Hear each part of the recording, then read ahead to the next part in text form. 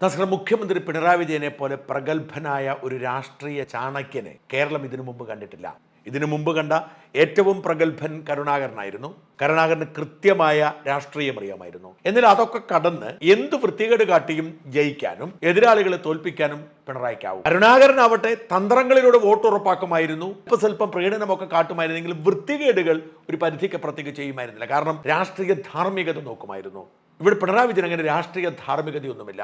ഏതറ്റം വരെ പോകും അദ്ദേഹം രാഷ്ട്രീയം കളിക്കാൻ. 2024 പുതിയ തെരഞ്ഞെടുപ്പ് വന്നതോടെ ന്യൂനപക്ഷ പ്രീണന രാഷ്ട്രീയം ഭംഗിയായി പിണറായി ഉപയോഗിക്കുന്നു. അവിടെ നിന്നാണ് പൊടുന്നനെ CAA പൗരത്വ ഭേദഗതി നിയമം വീണ്ടും പിണറായി ആയുധമാക്കി ഉയർത്തിയതും സംസ്ഥാന വ്യാപകമായി പൗരത്വ നിയമവിരുദ്ധ പ്രക്ഷോഭമൊക്കെ നടത്താൻ ശ്രമിച്ചതും വളരെ ഭംഗിയായി തന്നെ നടത്തി. എന്ന് മാത്രമല്ല, മുമ്പ് സൂചിപ്പിച്ചതുപോലെ പൂഞ്ഞാറിലെ സംഭവമൊക്കെ അപ്പോൾ തന്നെ തീർത്തു കൊടുത്തു. അവിടെ ചാർജ് ചെയ്ത് 27 കുട്ടികളെയും പെറ്റി കേസാക്കി വെറുതെ വിട്ടു.